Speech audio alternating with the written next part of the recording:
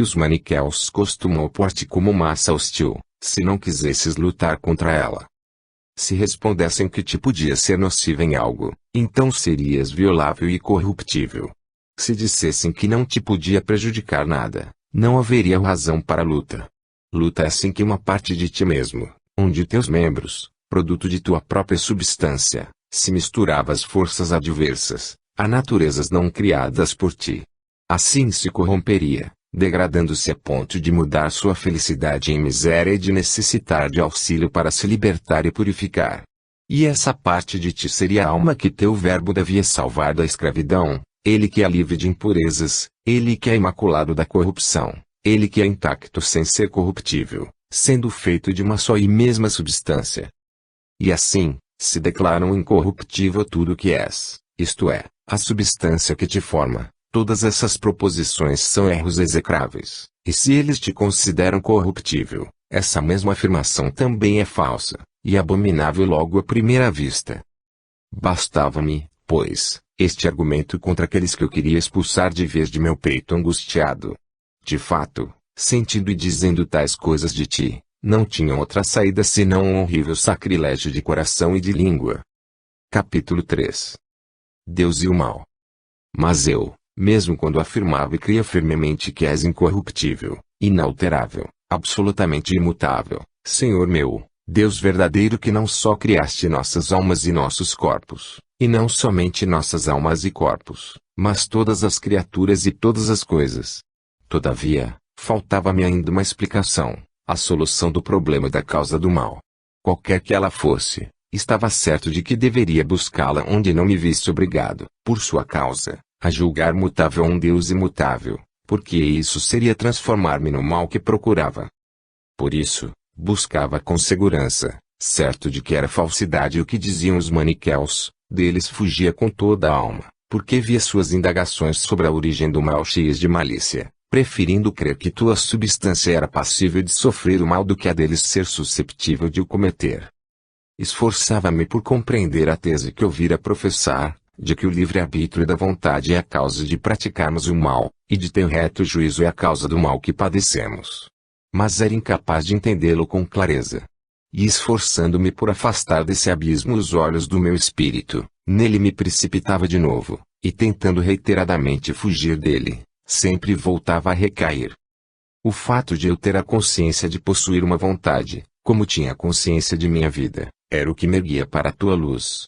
Assim, quando queria ou não queria alguma coisa, estava certíssimo de que era eu, e não o outro, o que queria ou não queria, e então me convencia de que ali estava a causa do meu pecado.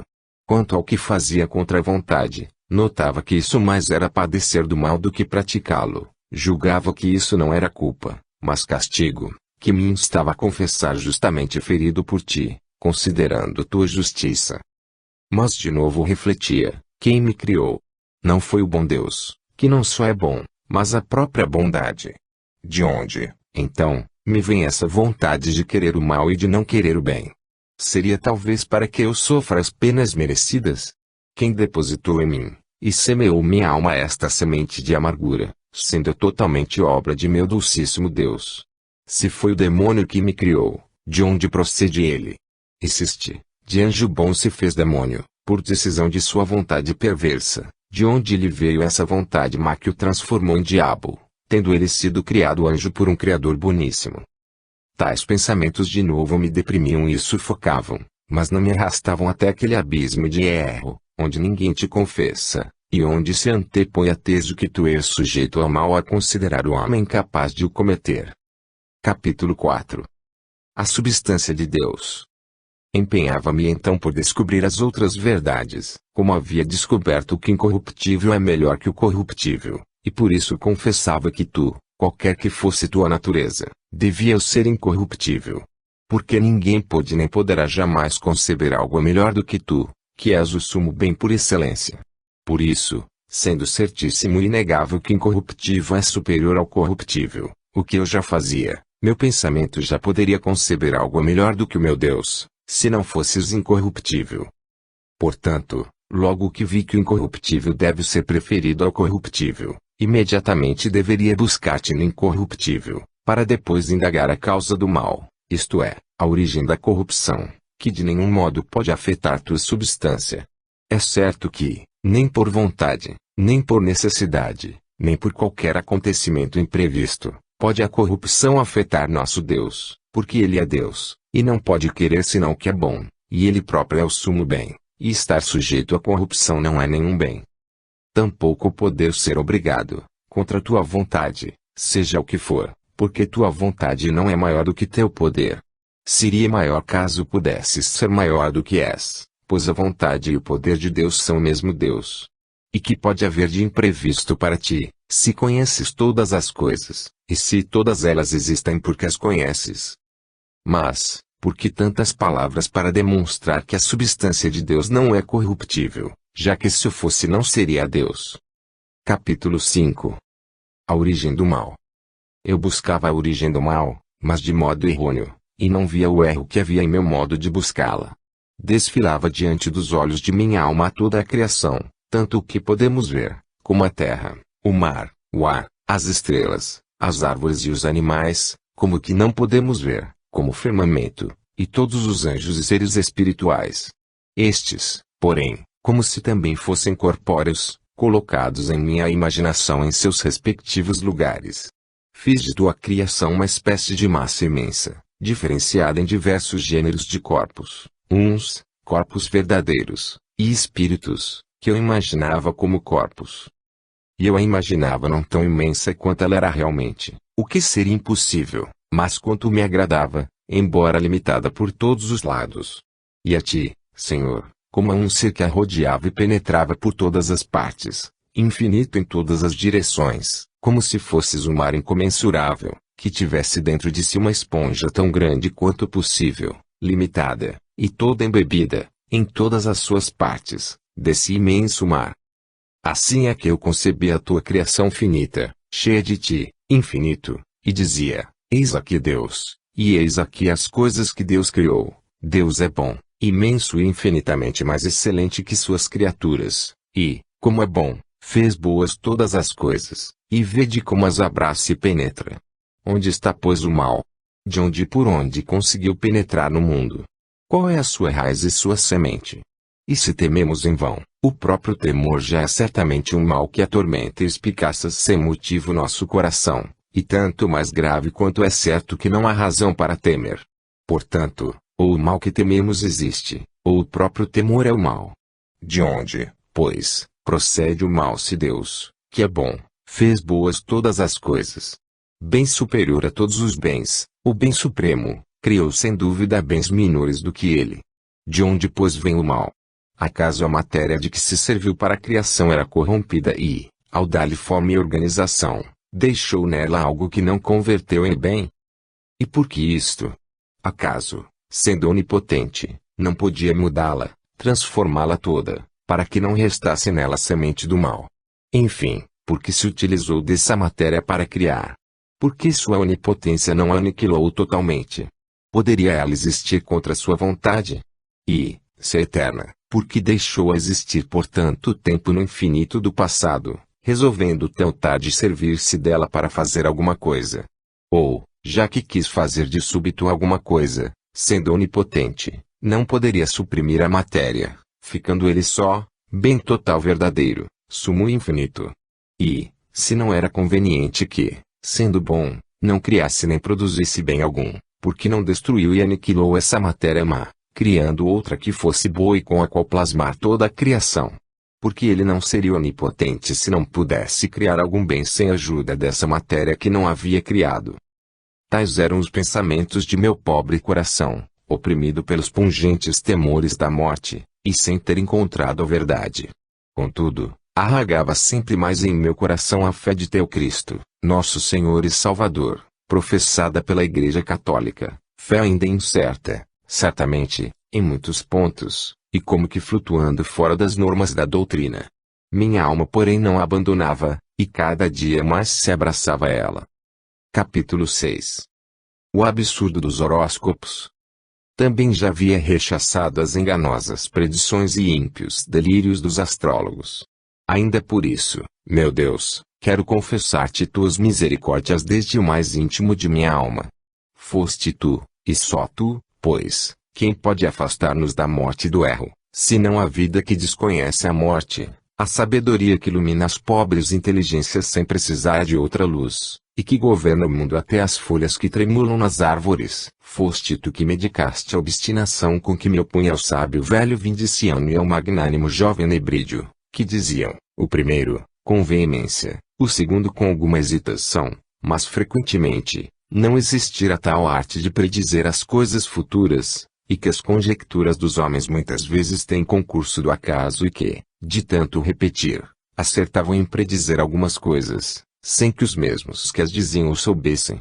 Foste tu que me fizeste encontrar um amigo muito afeiçoado a consultar os astrólogos, não entendido nessa ciência, mas que consultava por curiosidade. Conhecia-lhe uma história, que ouvira do pai, segundo dizia. Ignorava ele até que ponto essa história era valiosa para destruir a autoridade daquela arte. Esse homem, chamado Firmino, educado nas artes liberais e instruído na eloquência, veio me consultar, como amigo íntimo, sobre alguns assuntos nos quais alimentava esperanças mundanas, para ver qual seria meu vaticínio conforme suas constelações, como eles dizem. Eu, que já começara a me inclinar à opinião de Nebrídio, embora não me negasse a fazer-lhe horóscopo e expor-lhe as suas conclusões, acrescentei, contudo, que estava quase persuadido de que tudo aquilo era ridícula quimera. Então, ele me contou que seu pai tinha grande interesse na leitura de tais livros, e que tivera um amigo igualmente apaixonado. Conversando sobre a matéria, empolgaram-se cada vez mais no estudo daquelas tolices, e chegaram ao ponto de observar os momentos do nascimento até dos animais domésticos, notando a posição das estrelas a fim de coligir dados experimentais daquela pseudo-arte. Firmino me relatava ter ouvido o pai contar que, estando sua mãe para o dar à luz, também estava grávida uma serva daquele amigo de seu pai, coisa que não poderia passar despercebida ao seu senhor, que cuidava com extrema diligência e precisão de conhecer até o parto das cadelas. E sucedeu que, contando com o maior esmero os dias, horas e suas menores parcelas, da esposa e da escrava, ambas as mulheres deram à luz no mesmo momento, o que os obrigou a fazer, até em seus menores detalhes os mesmos horóscopos para os nascidos, um para o filho e outro para o pequeno servo. Tendo começado o trabalho de parto, informaram um ao outro o que se passava em suas casas, e enviaram mensageiros um ao outro, a fim de anunciar com igual rapidez o nascimento das crianças, e conseguiram-no fazer-o facilmente, como se o fato se passasse em suas próprias casas. E Firmino contava que os mensageiros que haviam sido enviados vieram a se encontrar à mesma distância de suas respectivas casas, de modo que não se podia notar a menor diferença na posição das estrelas, assim como nas demais frações de tempo. No entanto, Firmino, como filho de grande família, corria pelos mais brilhantes caminhos do mundo, crescia em riquezas e era coberto de honras, ao passo que o escravo, sujeito ainda ao jugo da escravidão, tinha que servir a seus senhores, segundo ele próprio contava, pois o conhecia. Ouvindo essa história, na qual acreditei pelo crédito que merecia seu narrador, toda a minha resistência se quebrou. Esforcei-me em seguida para afastar Firmino daquela vã curiosidade, dizendo-lhe que, pelo seu horóscopo e para ser verdadeiro, deveria certamente considerar a seus pais como os primeiros entre seus concidadãos, o renome da sua família, a mais nobre da cidade, seu nascimento ilustre, sua educação esmerada e seus conhecimentos nas artes liberais. Pelo contrário, se aquele servo me consultasse sobre o tal horóscopo, que era o mesmo de Firmino, se também tivesse de lhe dizer a verdade, deveria ver nos mesmos signos sua família paupérrima, sua condição servil e tantas outras coisas, tão diferentes e opostas às primeiras. Portanto, para dizer a verdade, vendo os mesmos sinais celestes deveria tirar conclusões divergentes, porque fazer prognósticos semelhantes seria mentir.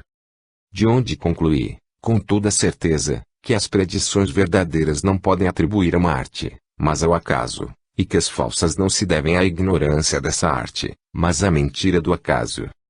Após esta abertura e nela baseado, ruminava dentro de mim tais coisas, para que nenhum daqueles loucos que buscam nisso lucro, e a quem eu então desejava refutar e ridicularizar, não me objetasse que Firmino ou o pai podia ter contado mentiras. Voltei pois minha atenção ao caso dos gêmeos, muitos dos quais saem do seio materno com tão breve intervalo de tempo, que por mais que o pretendam importante, não pode ser apreciado pela observação humana, nem pode ser considerado nos signos que o astrólogo lançar a mão para fazer uma previsão certa. Mas os vaticínios não serão verdadeiros pois, vendo os mesmos signos, deveria predizer a mesma sorte para Esaú e Jacó, sendo que os sucessos da vida de ambos foram muito diversos. O astrólogo, portanto, deveria prognosticar coisas falsas, ou, no caso de falar coisas verdadeiras, estas forçosamente deveriam ser diferentes, a despeito da identidade das observações. Logo, se seus prognósticos fossem verdadeiros, não seriam por efeito da arte, mas do acaso. Porque tu, Senhor, governador justíssimo do universo, por inspiração secreta, desconhecida dos consulentes e astrólogos, fazes que cada um ouça a resposta a que lhe convém, de acordo com os méritos das almas, do fundo do abismo de teu justo juízo. E que o homem não se atreva a dizer, que é isto? Porque isto? Não o diga, porque é um simples homem. Capítulo 7. Ainda a origem do mal. Deste modo, ó meu auxílio, já me havias libertado daqueles grilhões. Contudo eu buscava ainda a origem do mal, e não encontrava solução. Mas não permitias que as vagas de meu pensamento me apartassem da fé. Fé na tua existência, na tua substância imutável, na tua providência para os homens, e na tua justiça que os julgará. Já acreditava que traçaste o caminho da salvação dos homens, rumo à vida que sobrevém depois da morte, em Cristo, teu Filho e Senhor nosso, e nas Sagradas Escrituras, recomendadas pela autoridade de tua Igreja Católica. Salvas e fortemente arraigadas estas verdades em meu espírito, buscava eu ansiosamente a origem do mal. E que tormentos, como que de parto, eram aqueles de meu coração. Que gemidos, meu Deus! E ali estavam teus ouvidos atentos, e eu não o sabia. Quando, em silêncio, me esforçava em pacientes buscas, altos clamores se elevavam até a tua misericórdia, eram as silenciosas angústias de minha alma. Tu só sabes o que eu padecia, mas homem algum o sabia. De fato, quão pouco era o que minha palavra transmitia aos meus amigos mais íntimos. Chegava, porventura, a eles o tumulto de minha alma, que nem o tempo, nem as palavras bastavam para declarar. Contudo, chegavam a teus ouvidos as queixas que em meu coração rugiam, e meu desejo estava diante de ti, mas a luz de meus olhos não estava contigo, porque ela estava dentro, e eu olhava para fora.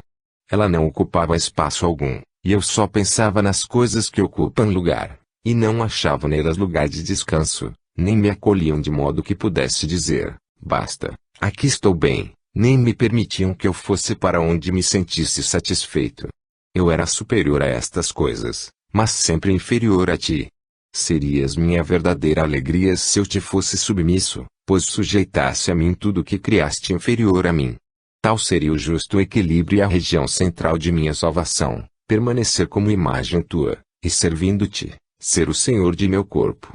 Mas, como me levantei soberbamente contra ti, investindo contra meu Senhor coberto com o escudo de minha dura cerviz, até mesmo as criaturas inferiores se fizeram superiores a mim, e me oprimiam, e não me davam um momento de alívio e de descanso. Quando as olhava, elas me vinham ao encontro atabalhoadamente de todos os lados, mas quando nelas me concentrava, tais imagens corporais me barravam para que me retirasse, como se me dissessem, para onde vais, indigno e impuro? E estas recobravam forças com a minha chaga, porque humilhaste o soberbo como a um homem ferido. Minha presunção me separava de ti, e meu rosto de tão inchado, fechava meus olhos. Capítulo 8. A piedade de Deus.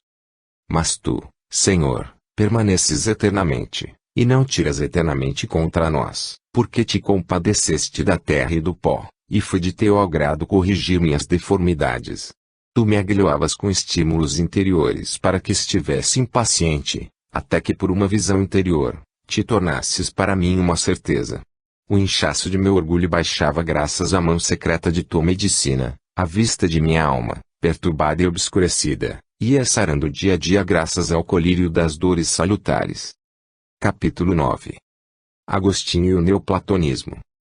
Primeiramente, querendo tu mostrar-me como resistes aos soberbos e das tua graça aos humildes, e com quanta misericórdia ensinaste aos homens o caminho da humildade, por se ter feito carne teu verbo, e ter habitado entre os homens, me fizeste chegar às mãos por meio de um homem inchado de monstruoso orgulho, alguns livros dos platônicos, traduzidos do grego para o latim. Neles eu li, não com estas palavras, mas substancialmente o mesmo expresso com muitos e diversos argumentos, que no princípio era o Verbo, e o Verbo estava com Deus, e o Verbo era Deus. Este estava desde o princípio em Deus. Todas as coisas foram feitas por ele, e sem ele nada foi feito do que foi feito. O que foi feito é vida nele, e a vida era a luz dos homens. E a luz brilha nas trevas, mas as trevas não a compreenderam.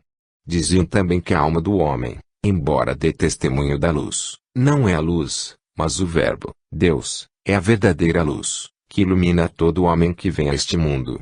E que neste mundo estava, e que o mundo é criatura sua, e que o mundo não o conheceu.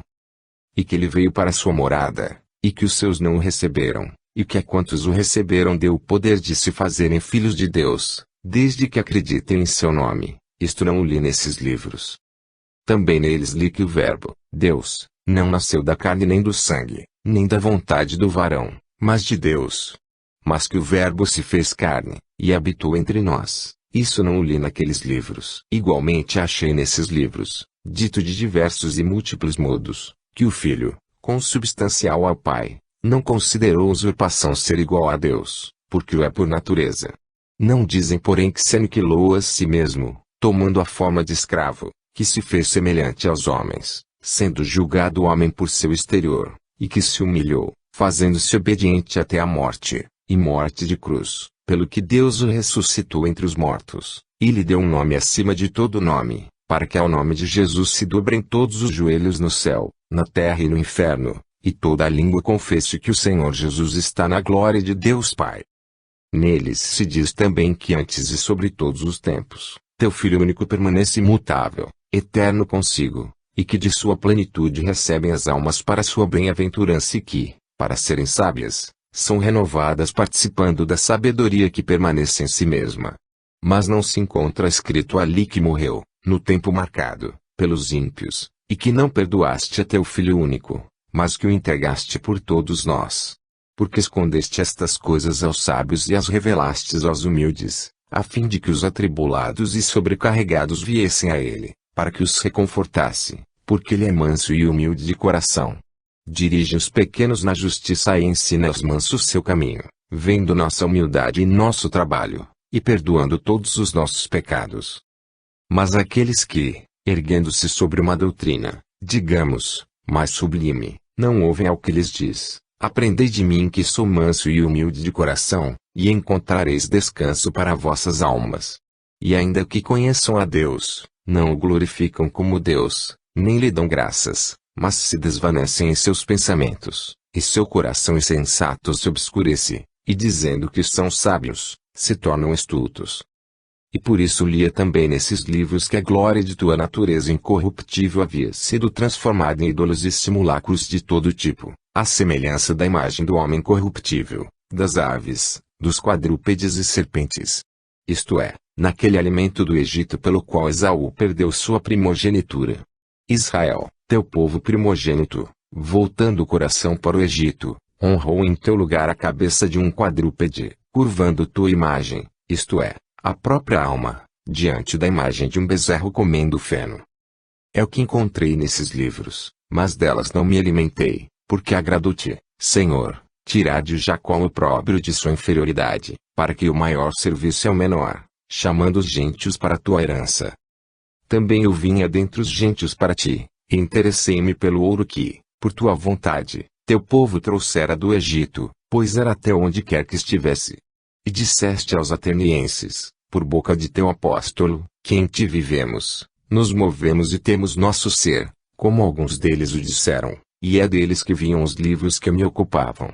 Mas não me fixei nos ídolos dos egípcios, aos quais sacrificavam, com teu ouro, os que mudaram a verdade de Deus em mentira, adorando e servindo ante a criatura do que ao Criador. Capítulo 10. A descoberta de Deus. Estimulado por estas leituras a voltar a mim mesmo, entrei, guiado por ti, no profundo de meu coração, E o pude fazer porque te fizeste minha ajuda. Entrei, e vi com os olhos da alma, acima desses mesmos olhos, acima de minha inteligência, a luz imutável, não esta vulgar e visível a todos os olhos de carne, nem outra do mesmo gênero, embora maior. Era muito mais clara e enchendo com sua força todo o espaço. Não era esta a luz, mas uma luz diferente de todas estas.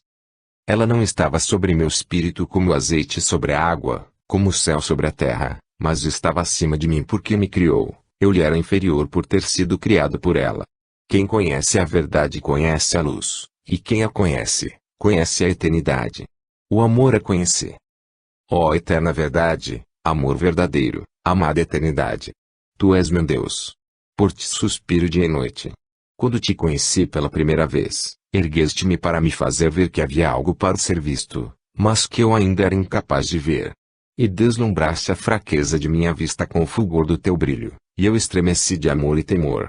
Pareceu-me estar longe de ti numa região desconhecida, como se ouvir a tua voz do alto. Sou o pão dos fortes, cresce, e comer-me-ás. Não me transformarás em ti, como fazes com o alimento da tua carne, mas tu serás mudado em mim. E conheci então que castigaste o homem por causa de sua iniquidade, e que secaste minha alma como uma teia de aranha. E eu disse, porventura não existe a verdade, por não ser difusa pelos espaços finitos e infinitos. E tu me gritaste de longe, na verdade, eu sou o que sou. E eu ouvi como se ouvi no coração, sem deixar motivo para dúvidas. Antes, mais facilmente duvidaria de minha vida que da existência da verdade, que se manifesta a inteligência pelas coisas da criação. Capítulo 11. Deus e as criaturas. E contemplei as outras coisas que estão abaixo de ti, e vi que nem existem absolutamente, e nem absolutamente deixam de existir. Certamente existem, porque procedem de ti, mas não existem, pois, não são o que tu és, porque só existe verdadeiramente o que permanece imutável. Com isso, para mim é bom apegar-me a Deus, porque, se não permanecer nele, tampouco poderei permanecer em mim. Ele, porém, permanecendo em si, renova todas as coisas, e tu és o meu Senhor, porque não necessitas de meus bens. Capítulo 12. O mal e o bem da criação. Também pode entender que são boas as coisas que se corrompem. Se fossem sumamente boas, não poderiam se corromper, como tampouco poderiam se não fossem boas de algum modo. Com efeito, se fossem sumamente boas, seriam incorruptíveis, e se não tivessem nenhuma bondade, nada haveria nelas que se pudesse corromper. Porque a corrupção é um mal, e não poderia ser nociva se não diminuísse o bem real. Logo, ou a corrupção é inofensiva, o que é impossível, ou, o que é certo, tudo o que se corrompe é privado de algum bem. E assim, se algo for privado de todo o bem, deixará totalmente de existir. E se algo subsistisse sem já poder ser corrompido, seria ainda melhor, porque permaneceria incorruptível. E haverá maior absurdo do que afirmar que uma coisa se torna melhor pela perda de todo o bem. Logo, ser privado de todo o bem é o nada absoluto. De onde se segue que, enquanto as coisas existem, elas são boas. Portanto, tudo o que existe é bom, e o mal, cuja origem eu procurava, não é uma substância, porque se o fosse seria um bem. De fato, ou ele seria substância incorruptível, e portanto um grande bem, ou seria uma substância corruptível, que se não se poderia corromper se não fosse boa. Vi pois, e foi para mim evidente, que tu eras o autor de todos os bens, e que não há em absoluto substância alguma que não tenha sido criada por ti. E como não as fizeste todas iguais, todas as coisas existem, porque cada uma por si é boa, e todas juntas muito boas, porque nosso Deus fez todas as coisas muito boas. Capítulo 13. Os louvores da criação. E para ti, Senhor, não existe absolutamente o mal, e nem para a universalidade da tua criação, porque nada existe fora dela, capaz de romper ou de corromper a ordem que tu lhe impuseste. Todavia, em algumas de suas partes, determinados elementos não se harmonizam com outros, e estes são considerados maus. Mas, como esses mesmos elementos combinam com outros, são da mesma forma bons, e bons em si mesmos. E mesmo esses elementos que não concordam entre si se harmonizam com a parte inferior das criaturas do que chamamos terra, com seu céu cheio de nuvens e de ventos, como lhe é conveniente. Longe de mim dizer, oxalá não existisse estas coisas, embora, considerando-as separadamente, eu as desejasse melhores. Somente o fato de existirem deveria bastar para eu te louvar, porque o proclamam os dragões da terra e todos os abismos, o fogo, o granizo, a neve, o vento da tempestade, que executam tuas ordens, os montes e todas as colinas, as árvores frutíferas e todos os cedros, as feras e todos os gados, os répteis e todas as aves, os reis da terra e todos os povos, os príncipes e todos os juízes da terra, os jovens e as virgens, os anciões e as crianças, todos louvam teu nome. Mas como também do alto dos céus é louvado, que seja louvado o nosso Deus, lá no alto por todos os teus anjos, todas as potestades, o sol e a lua, todas as estrelas e a luz, os céus dos céus, e as águas que estão sobre os céus glorificam teu nome. Eu já não desejava nada melhor, porque, considerando todo, os elementos superiores me pareciam sem dúvida melhores que os inferiores. Mas um julgamento mais sádio me fazia considerar o todo melhor que os elementos superiores tomados à parte. Capítulo 14. Recapitulação. Não tem juízo sadio, nos que se desagradam com alguma parte de tua criação, como acontecia comigo, quando me desagradavam tantas de tuas obras. Mas, como minha alma não se atrevia a desgostar do meu Deus, não queria considerar como obra tua o que lhe desagradava. Por isso fora atrás da teoria das duas substâncias, na qual não achava descanso, e repetia coisas alheias. Desembaraçando-me desses erros, imaginara para si um Deus que se difundia pelos espaços infinitos e, julgando que eras tu, colocou-o em seu coração, e de novo se tornou o templo de seu ídolo, coisa abominável a teus olhos. Mas, depois que afagaste minha cabeça, sem que eu percebesse, e fechaste meus olhos para não vissem a vaidade, desprendi-me um pouco de mim mesmo, e minha loucura adormeceu profundamente. Quando despertei em teus braços, vi que eras infinito não daquele modo, e esta visão não procedia da carne. Capítulo 15. Deus e a criação. Contemplei depois as outras coisas, e vi que deviam a ti sua existência, e que todas estão contidas em ti, não como em lugar material, mas de modo diferente. Conservas todas elas em tua verdade, sustentadas na tua mão, todas as coisas são verdadeiras enquanto existem, isso é falso que julgamos existir, mas não existe.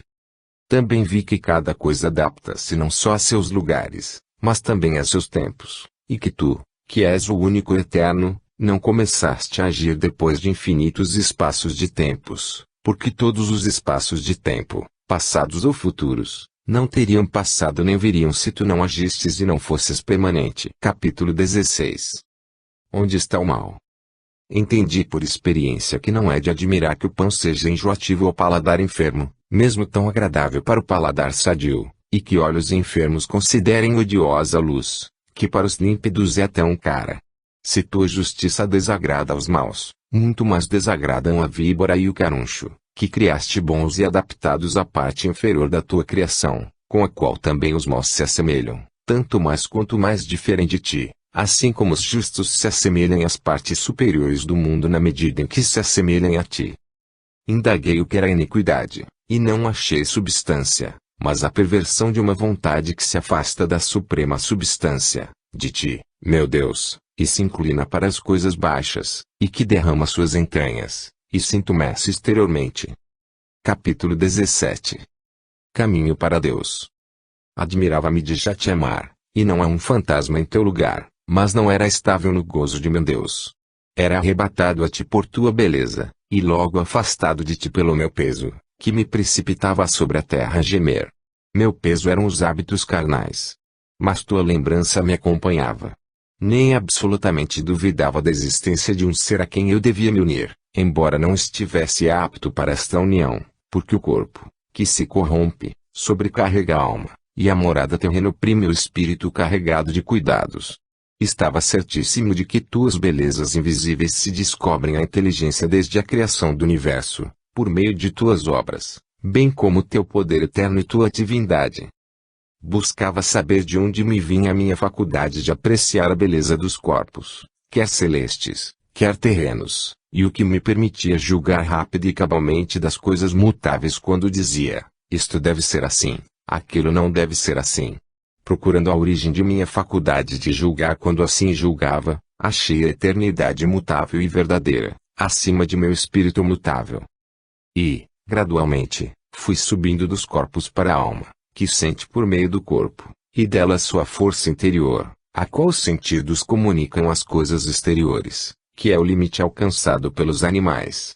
Daqui passei para o poder do raciocínio, ao qual cabe julgar as percepções dos sentidos corporais, por sua vez, julgando-se sujeito a mudanças, levantou-se até a sua própria inteligência, e afastou o pensamento de suas cogitações habituais.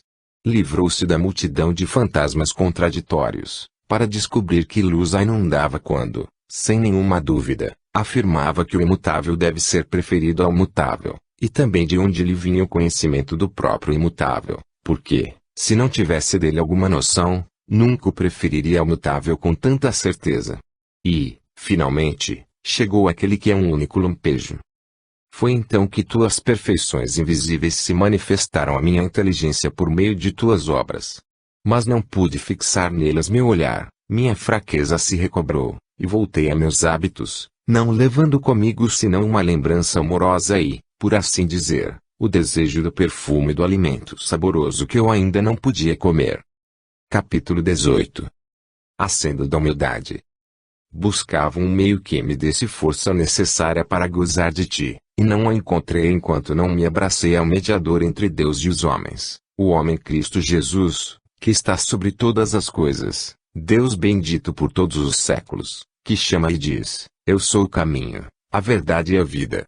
Ele une o alimento à carne, alimento que eu não tinha forças para tomar, porque o Verbo se fez carne, para que tua sabedoria, pela qual criaste todas as coisas, fosse o leite de nossa infância.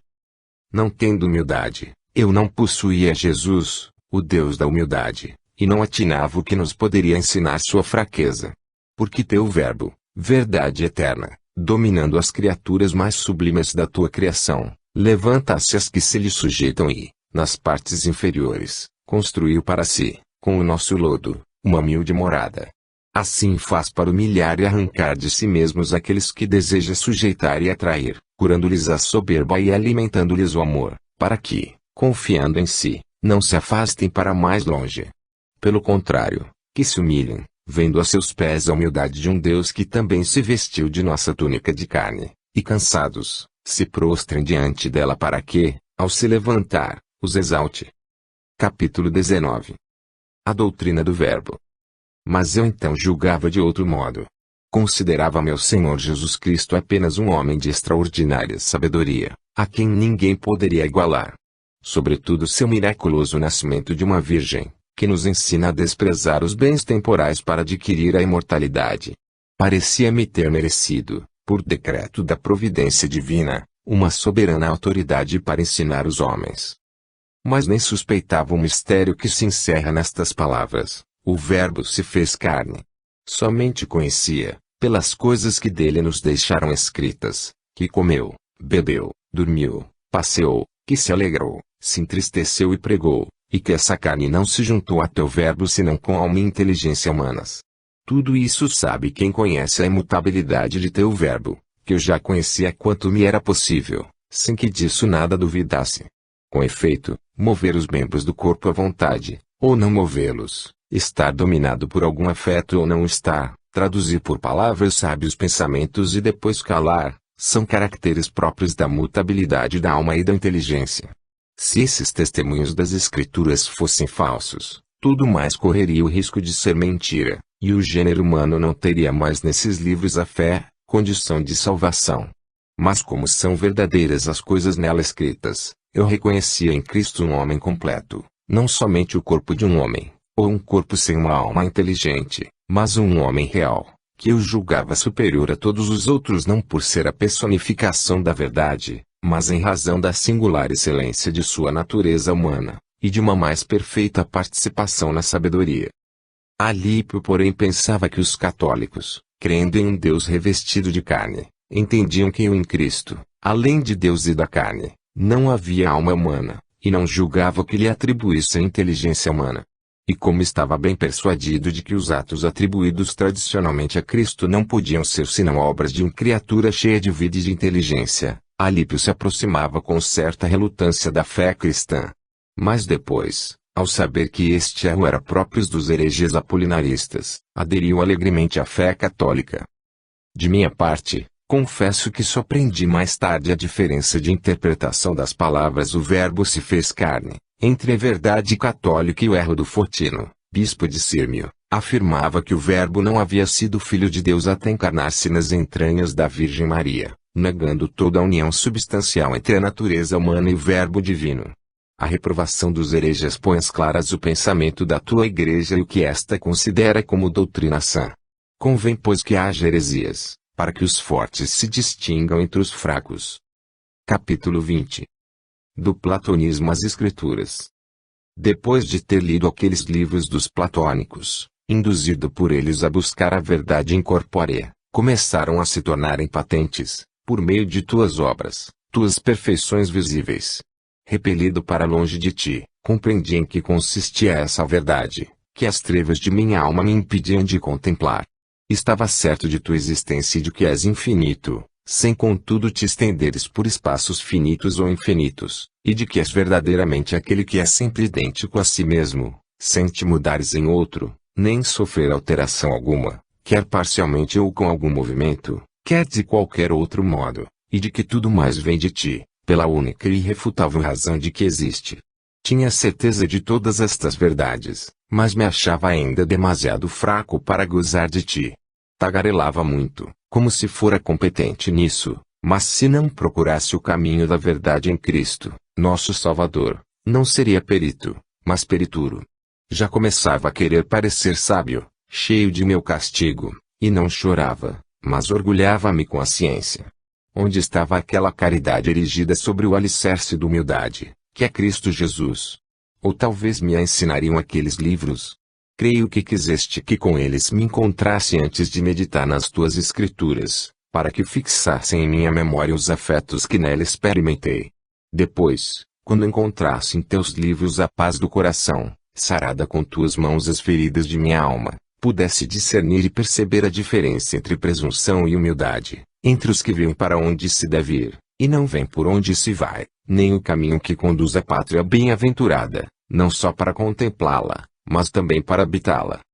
Porém, se me tivesse instruído em tuas sagradas letras, e em sua intimidade tivesse experimentado na doçura, para depois conhecer os livros dos platônicos, talvez eles me arrancassem dos sólidos fundamentos da piedade, ou, se eu tivesse persistido nos sentimentos salutares nelas hauridos, talvez julgasse que só por esses livros se poderia chegar ao mesmo proveito espiritual.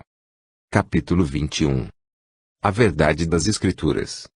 Por isso lancei-me avidamente sobre as veneráveis Escrituras inspiradas por teu Espírito, sobretudo ao do apóstolo Paulo.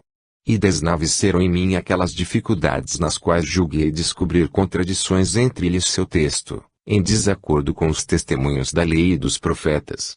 Compreendi a unidade daqueles castos escritos, e aprendi a me alegrar com temor. Comecei a lê-los e compreendi que tudo de verdadeiro que lera nos tratados dos neoplatônicos se encontrava ali, mas com aval da tua graça, para que aquele que vê não se glorie como se não houvesse recebido não só o que vê, mas também a faculdade de ver. Com efeito, que tem ele que não tenha recebido. E tu, que és imutável, não só o alertas para que te veja, mas também para que seja curado, para te possuir. Aquele que está muito longe de te ver, tome, contudo, o caminho para chegar a ti, para te ver e te possuir. Porque, embora o homem se deleite com a lei de Deus, segundo o homem interior, que fará dessa outra lei que luta em seus membros contra a lei de seu espírito, e que o prende sob a lei do pecado, impresso em seus membros. Porque tu és justo, Senhor, nós, porém, pecamos, cometemos iniquidades, procedemos como ímpios, e tua mão se fez pesada sobre nós, e é com justiça que fomos entregues ao pecador antigo, ao príncipe da morte, porque ele persuadiu nossa vontade a se conformar à sua, que não quis persistir com tua verdade. Que fará esse homem infeliz? Quem o livrará deste corpo de morte, senão tua graça, por Jesus Cristo, nosso Senhor? a quem tu geraste com o eterno e criaste no princípio de teus caminhos, ele, em quem o príncipe deste mundo não achou nada que merecesse a morte, e a quem, contudo, matou. Com o que foi anulada a sentença que havia contra nós. Nada disso dizem os livros platônicos. Nem tem naquelas páginas esse sentimento de piedade, as lágrimas da confissão, esse teu sacrifício, a alma batida, esse coração contrito e humilhado, nem a salvação de teu povo, nem a cidade prometida, nem o penhor do Espírito Santo, nem o cálice de nossa redenção. Nos livros platônicos ninguém canta, minha alma não estará sujeita a Deus. Porque dele procede minha salvação, pois é meu Deus e meu amparo, do qual não mais me apartarei. Ninguém ali ouviu o convite, vinde a mim os que sofreis. Desdenham teus ensinamentos, porque és manso e humilde de coração. Porque escondeste estas coisas dos sábios e doutos, e as revelaste aos pequeninos. Uma coisa é ver de um monte a graça e a pátria da paz, e não encontrar o caminho que conduz a ela, e fatigar-se debalde por lugares inacessíveis, entre ataques e emboscadas dos desertores fugitivos, com seu chefe, o leão e o dragão, e outra coisa é conhecer o caminho que conduz até lá, defendido pelos cuidados do imperador celeste, e onde não roubam os desertores da milícia do céu, pois eles o evitam como um suplício. Esses pensamentos penetravam minhas entranhas de modo maravilhoso, quando eu li o menor de teus apóstolos. Considerava tuas obras e enchia-me de assombro. Livro 8. Capítulo 1. Hesitações. Faze, meu Deus, que eu recorde de ti em ação de graças, e proclame tuas misericórdias para comigo. Que meus ossos se penetrem do teu amor, e digam, Senhor, quem semelhante a ti. Rompeste com grilhões, e te oferecerei um sacrifício de louvor. Contarei como os rompeste, e todos os que te adoram exclamarão quando me ouvirem, bendito seja o Senhor no céu e na terra. Grande e admirável é seu nome. Tuas palavras, Senhor, tinham-me gravado profundamente em meu coração, e me via cercado apenas por ti de todos os lados. Tinha certeza de tua vida eterna, embora apenas a visse em enigma e como em espelho. Já fora dissolvida toda dúvida quanto à tua substância incorruptível, ao saber que toda substância procedia dela. E o que desejava não era tanto estar mais certo de ti, mas mais firme em ti. Quanto à minha vida temporal, estava eu ainda vacilante, e era necessário que meu coração se purificasse do velho fermento. O caminho certo, que é o próprio Salvador, me encantava, mas titubeava ainda em caminhar por seus estreitos desfiladeiros. Então me inspiraste a ideia, que me pareceu excelente, de me dirigir a Simpliciano, que eu tinha como um de teus bons servidores, em quem brilhava a tua graça. Sobre ele ouvira também que desde sua juventude te consagrava devotamente sua vida, e como já encanecia, achei que em tão longa vida, dedicada ao estudo de teus caminhos, teria acumulado grande experiência e instrução, e de fato assim era. Por isso queria confiar-lhe minhas inquietações, para que me apontasse o modo de vida mais idôneo de alguém, com minhas disposições interiores, seguir teu caminho. Vi tua igreja cheia de fiéis que, por um caminho ou por outro, progrediam. Quanto a mim, aborrecia-me a vida que levava no mundo, e era para mim fardo pesadíssimo, agora que os apetites mundanos, como a esperança de honras e riquezas, já não me animavam para suportar tão pesada servidão. Essas paixões haviam perdido para mim o encanto, diante de tua doçura e da beleza de tua casa, que já amava. Mas sentia-me ainda fortemente amarrado à mulher. Sem dúvida o apóstolo não me proibia de casar, embora em seu ardente desejo de ver todos os homens semelhantes a ele, exortasse a um estado mais elevado. Mas eu, ainda muito fraco, escolhi a condição mais fácil, por isso, vivia hesitando em tudo mais, e me desgastava com preocupações enervantes, pois a vida conjugal, a que me julgava destinado e obrigado, ter-me obrigado a novas incumbências, que eu não queria suportar. Ouvira da boca da própria verdade que há eunucos que mutilavam a si próprios por amor ao reino dos céus, embora acrescentando que o compreenda a quem eu puder compreender. São vãos, por certo, todos os homens nos quais não reside a ciência de Deus, e que nas coisas visíveis não puderam achar aquele que é. Mas eu já me livrara dessa vaidade, já havia ultrapassado, e pelo testemunho de tua criação, te encontrar a ti, nosso Criador, e a teu Verbo, Deus em ti, e contigo um só Deus, por quem criaste todas as coisas. Há ainda outra espécie de ímpios, os que, conhecendo a Deus, não o glorificam como Deus, nem lhe renderam graças. Eu também tinha caído nesse pecado, mas tua destra me amparou e libertou, colocando-me em lugar onde me pudesse curar, e disseste ao homem, eis que a piedade é a sabedoria. E ainda, não queiras parecer sábio, porque os que se dizem sábios tornaram-se insensatos. Já havia encontrado, finalmente, a pérola preciosa, que devia comprar vendendo tudo o que possuía. Mas ainda hesitava. Capítulo 2. Visita ao Simpliciano. Conversão de Vitorino. Fui ter pois com Simpliciano, pai espiritual de então bispo Ambrósio, que o amava verdadeiramente como pai. Contei-lhe os labirintos do meu erro. E quando lhe disse que havia lido alguns livros dos platônicos, traduzidos para o latim por Vitorino, outrora retórico em Roma, e do qual ouvira dizer que morrera cristão, ele me felicitou por não ter caído nas obras de outros filósofos, falazes e enganosas, segundo os elementos deste mundo, mas apenas estes, que insinuam por mil modos a Deus e a seu verbo.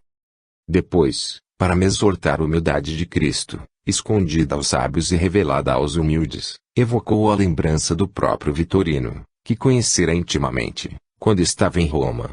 Não guardarei silêncio sobre o que me contou dele, porque me dará aso de proclamar os grandes louvores de tua graça a seu respeito. Esse erudito ancião, profundo conhecedor de todas as ciências liberais, leitor e crítico de tantos livros de filosofia, fora mestres de muitos nobres senadores. O prestígio de seu magistério lhe valera uma estátua no foro romano, que ele aceitara, coisa que os cidadãos deste mundo têm grande conta.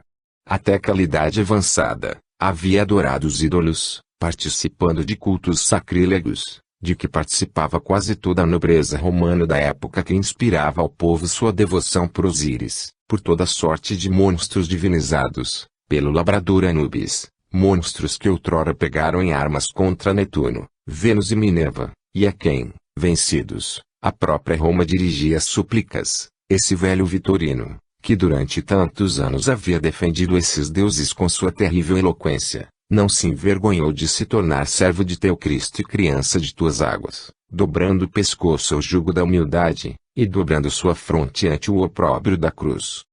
Senhor, Senhor, que inclinaste os céus e o desceste, que tocaste os montes e estes fumegaram, de que modo te insinuaste naquele coração? Segundo contou-me Simpliciano, Vitorino lia as escrituras e investigava e esquadrinhava com grande curiosidade toda a literatura cristã, e confiava a Simpliciano, não em público, mas muito em segredo e familiarmente, sabes que já sou cristã? Ao que respondia aquele, não hei de acreditar, nem te contarei entre os cristãos enquanto não te vir na igreja de Cristo. Mas ele ria e dizia, serão pois as paredes que fazem os cristãos. E isto, de que já era cristão, o dizia muitas vezes, contestando-lhe Simpliciano outras tantas vezes com a mesma resposta, opondo-lhe sempre Vitorino o gracejo das paredes. Vitorino receava desgostar a seus amigos, os soberbos adoradores dos demônios, julgando que estes, de alto de sua babilônica dignidade, como cedros do Líbano, ainda não abatidos pelo Senhor, fariam cair sobre ele suas pesadas inimizades. Mas depois que auriu forças nas leituras e orações, temeu ser renegado por Cristo diante de seus anjos, se tivesse medo de o confessar diante dos homens. Sentiu-se réu de um grande crime por se envergonhar dos mistérios de humildade de teu verbo, não se envergonhando do culto sacrílego de demônios soberbos, que ele próprio aceitara como soberbo imitador, envergonhou-se da vaidade, e enrubesceu diante da verdade. De repente, disse a Simpliciano, segundo este mesmo contava, vamos à igreja, quero me tornar cristão. Simpliciano, não cabendo-se de alegria, foi com ele. Recebidos os primeiros sacramentos da religião, não muito depois, deu seu nome para receber o batismo que renegara, causando admiração em Roma e alegria na igreja. Viram-nos soberbos, e se iraram, rangiam os dentes e se consumiam de raiva. Mas teu servo havia posto no Senhor Deus sua esperança, e não tinha mais olhos para as vaidades e as enganosas loucuras. Enfim, chegou a hora da profissão de fé. Em Roma, os que se preparam para receber tua graça, pronuncia de um lugar elevado, diante dos fiéis, fórmulas consagradas aprendidas de cor. Os presbíteros, dizia-me Simpliciano, propuseram a Vitorino que recitasse a profissão de fé em segredo, como era costume fazer com os que poderiam se perturbar pela timidez. Mas ele preferiu confessar sua salvação na presença da plebe santa, uma vez que nenhuma salvação havia na retórica que ensinara publicamente. Quanto menos, pois, devia temer diante de tua mansa grei pronunciar tua palavra, ele que não havia temido as turbas insanas em seus discursos. Assim, logo que subiu à tribuna para dar testemunho da sua fé, em uníssono, conforme o iam conhecendo, todos repetiram seu nome como num aplauso, e quem ali não o conhecia. E um grito reprimido, saiu da boca de todos os que se alegravam: Vitorino! Vitorino! Ao verem-no, se puseram a gritar de júbilo, mas logo emudeceram pelo desejo de ouvi-lo. Vitorino pronunciou sua profissão de verdadeira fé com grande firmeza, e todos queriam raptá-lo para dentro de seus corações. E realmente o fizeram, seu amor e alegria eram as mãos que o arrebatavam. Capítulo 3. Alegria das coisas perdidas. Bom Deus, que se passa no homem para que se alegre mais com a salvação de uma alma desesperada, quando salva de grande perigo, do que se ela sempre tivesse tido esperança, ou se o perigo tivesse sido menor. Também tu, Pai misericordioso, sentes mais alegria por um pecador arrependido do que por 99 justos que não têm necessidade de penitência. Grande é o nosso prazer ao falar da alegria do pastor trazendo de volta sobre os ombros a ovelha desgarrada, e da mulher que repõe teus tesouros, para a satisfação geral dos vizinhos, a dracma perdida. E nos arranca lágrimas a alegria das festas de tua casa quando lemos que teu filho menor estava morto e reviveu, estava perdido e foi encontrado. Tu te alegras em nós e em teus anjos, santificados pelo santo amor, pois és sempre o mesmo, e conheces do mesmo modo e sempre as coisas que nem sempre existem, nem da mesma maneira. Mas, que se passa na alma, para que se alegre mais com as coisas que estima, encontradas ou reavidas, do que se sempre as tivesse possuído. Na verdade, tudo o atesta, e há inúmeros testemunhos que afirmam, é assim mesmo. O general celebra o triunfo da vitória, e não teria vencido sem combate, e quanto mais foi árdua a batalha, tanto maior é o gozo no triunfo. A tempestade cai sobre os navegantes com ameaça de naufrágio. Todos empalidecem diante da morte iminente. O céu e o mar se acalmam, é grande sua alegria, e nasce do muito que temeram. Adoece uma pessoa amiga, seu pulso revela um desfecho fatal. Todos os que desejam sua cura sofrem com ela, por simpatia. Havendo melhora, embora ainda não recuperado o vigor de outrora, já reina tal alegria como não existia antes, quando andava sadia e forte. Até os prazeres da vida humana, não só compensam os homens de desgraças casuais e involuntárias, mas também de moléstias premeditadas e desejadas. Não há prazer algum em beber ou comer sem que haja antes o estímulo da sede ou da fome.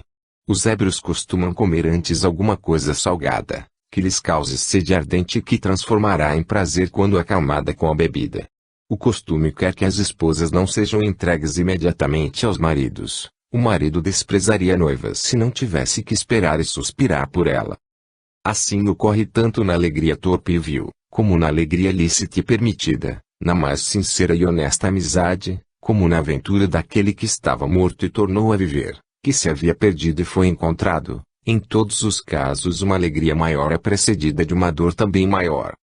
Porque isto, Senhor, meu Deus, quando tu mesmo és tua própria alegria eterna, e as criaturas à tua volta em ti se alegram. Porque esta parte do universo sofre as alternâncias de progressos e quedas, de uniões e separações. Será este o modo de ser que lhe concedeste quando, do mais alto dos céus até as profundezas da terra, desde o princípio dos tempos até o fim dos séculos, desde o anjo até o pequenino verme, e desde o primeiro movimento até o último, dispuseste todos os gêneros de bens e todas as tuas obras justas, cada uma em seu lugar e tempo. Ai de mim! Quão alto és nas alturas e quão profundo nos abismos! Jamais te afastas de nós e, contudo, quanta dificuldade para voltar a ti. Capítulo 4. A conversão dos grandes. Vamos pois, Senhor, mãos à obra. Desperta-nos, chama-nos, inflama-nos, arrebata-nos, derrama tuas doçuras, encanta-nos, amemos, corramos. Não é verdade que muitos voltam a ti, saindo de um abismo de cegueira mais profundo?